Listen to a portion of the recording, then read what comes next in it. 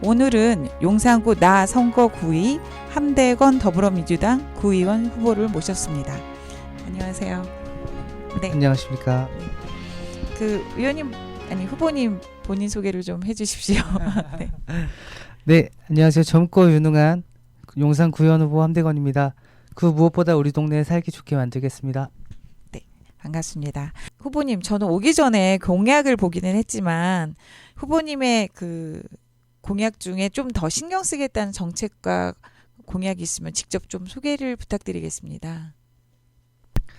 네, 저는 복지 전공자이고요. 용산에서 복지라는 말을 표현하는 게 참 사실 어려운 순간들이 있더라고요. 이게 그러셨나요? 어느 순간 보면 네.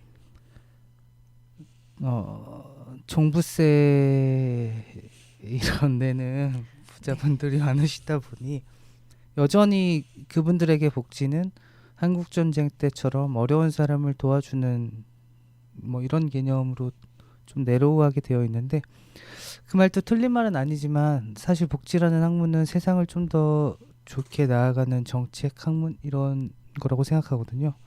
그런 차원에서 저는 공약이나 정책 이런 것들을 좀 보편적인 복지들 그리고 장애인들에 대해서 많이 노력을 하고 싶다는 생각을 많이 했어요. 일단 우선 코로나 팬데믹 이후에 돌봄 문제가 굉장히 심각한데요.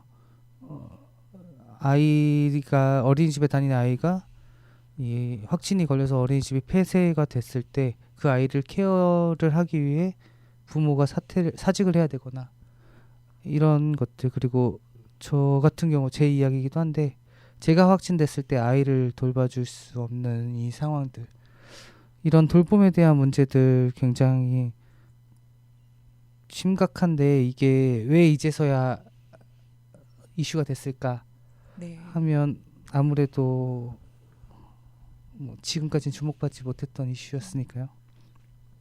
그래서 우리 동네 키움센터라는 걸 좀 확대를 하겠다라는 공약을 걸었는데요. 이게 제도에도 물론 뭐 아쉬운 부분이 없지는 않겠습니다만 그래도 좀 순기능의 역할을 잘 하도록 의회에 가서 노력을 좀 하고 싶다는 생각을 했고요. 또 아이들이 팬데믹 기간에 또 학습적으로 굉장히 좀 어려움이 있다고 들었어요. 이 여론조사에서, 뉴스에서. 그래서 가장 이 설문조사에 따르면 기본적인 이 생활 패턴이 너무 무너졌다고 하더라고요. 한 70% 정도가 이 선생님들이 꼽은 아이들의 가장 큰 어려운 점의 70%가 기본 생활이 무너졌다. 그러니까 코로나로 인해서. 코로나로 네. 인해서 이 온라인 수업하고 이러다 네, 보니 네. 그래서 이런 부분들 좀 학습적인 것도 당연히 이 마스크를 쓰고 수업을 듣거나 하다 보니 이 입모양 이런 것들이 부족해져서 못 보는 시각적으로. 네, 저도 들은 것 같아요. 입모양을 읽을 수 없어서, 그러니까 귀로도 듣지만 언어 공부는 꼭 입모양을 보면 훨씬 학습 효과가 좋다고 들었거든요. 근데 입모양을 몰라서 아이들이 발음이 좀 부정확하게 전달이 되는 것 같다. 그런 얘기는 들은 적이 있는 것 같습니다. 근데 그 말이 사실인가 봐요? 네, 그 전공자들 인터뷰로는 그러더라고요. 네. 그래서 그렇게 좀 교육 쪽에서도 좀 다듬는 그런 시간이 있었으면 좋겠고요. 마지막으로 좀 신경 쓰고 싶은 게 이제 장애인에 대한 부분인데요. 이것도 제 이야기이기도 합니다만 제가 가족 중에 신체 장애인, 청각 장애인 그리고 발달 장애인이 있어서 일상생활이 얼마나 힘든지 주변에서 옆에서 바로 느끼기도 했고, 특히 발달 장애인 정책 같은 경우엔 이제 온 가족의 생활이 패턴이 무너지게 되거든요. 그래서 그런 걸 너무 잘 알아서 좀 희망사항이긴 하지만 그래도 좀 더 행복하고 살기 좋은 우리 동네를 만들고 싶다는 생각을 했습니다. 경험을 정책으로 이끌어 나가시겠다는 의지가 느껴지는 순간이었습니다. 후보님, 저희가 이제 잠깐 환기를 해서 선거 전에 용산구 주민들에게 설문조사를 했습니다.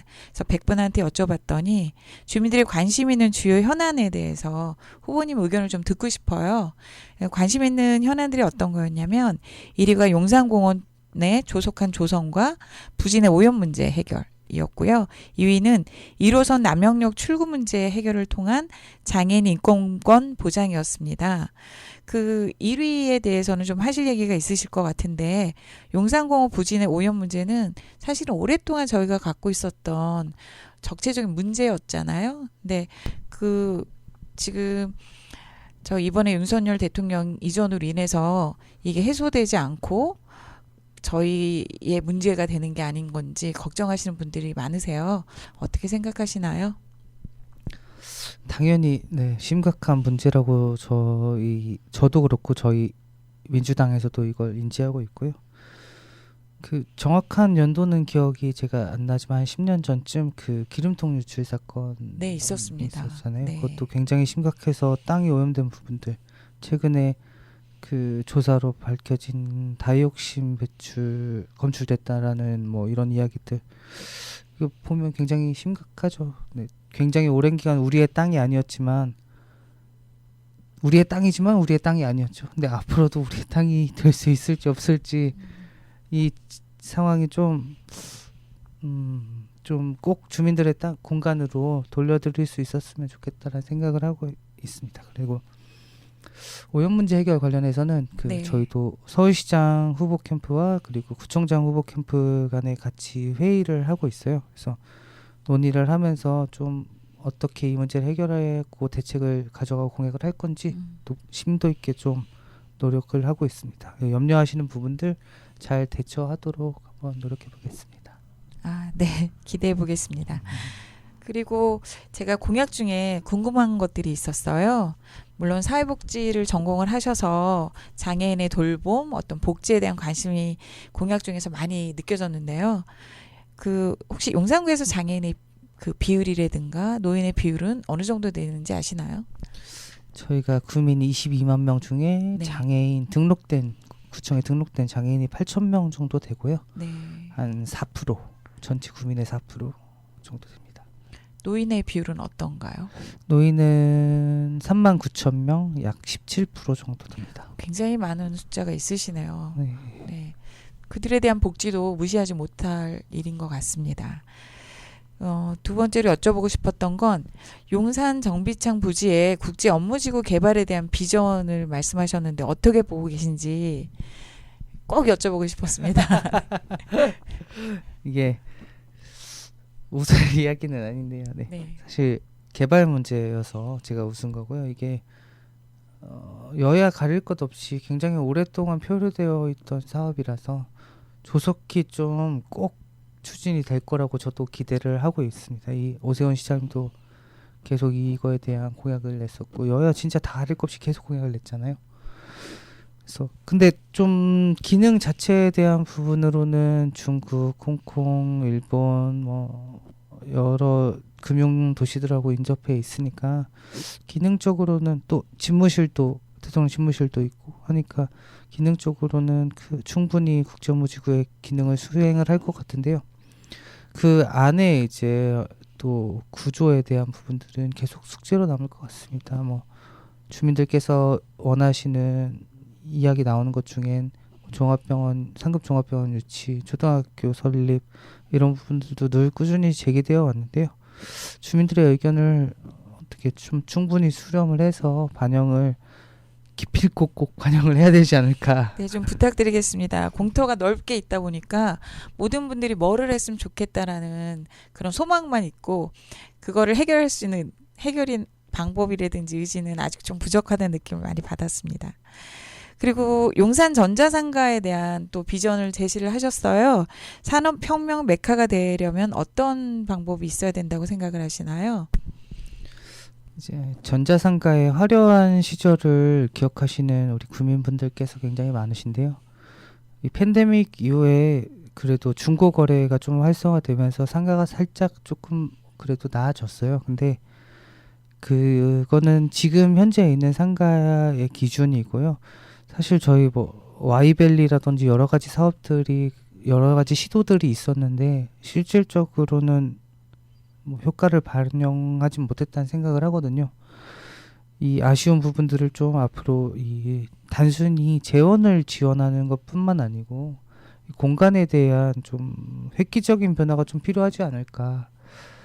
그래서 좀 우리 용산의 좀 대표적인 산업 메카로 좀 꼭 성장했으면 좋겠다 이런 생각을 합니다. 아, 네. 저도 꼭 바람입니다. 네.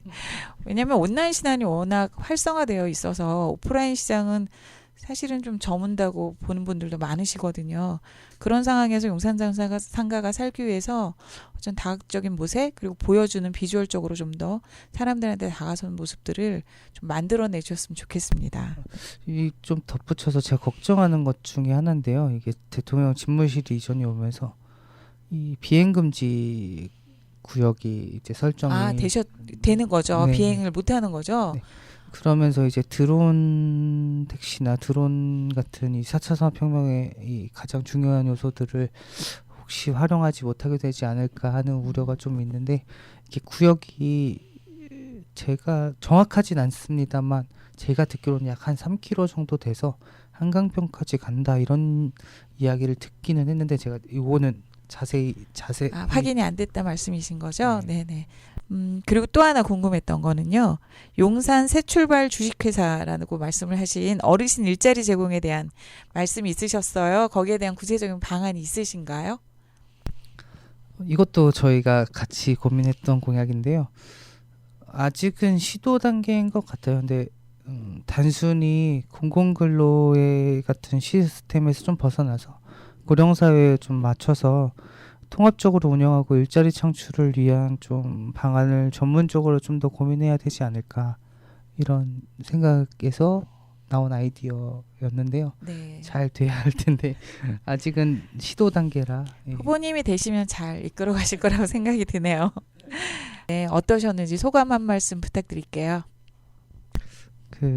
꼭 주민들께서 좀 마음을 열어주셔서 이 굉장히 좀 좋은 취지로 운영되는 이 마을 미디어 꼭 많은 관심 가져주셨으면 좋겠고요. 저도 이 마을 미디어에 자주 출연해서 주민 여러분께 정책에 대해서 그리고 뭐 제가 활동하고 있는 부분들에 대해서 설명드릴 수 있는 시간이 많았으면 좋겠습니다.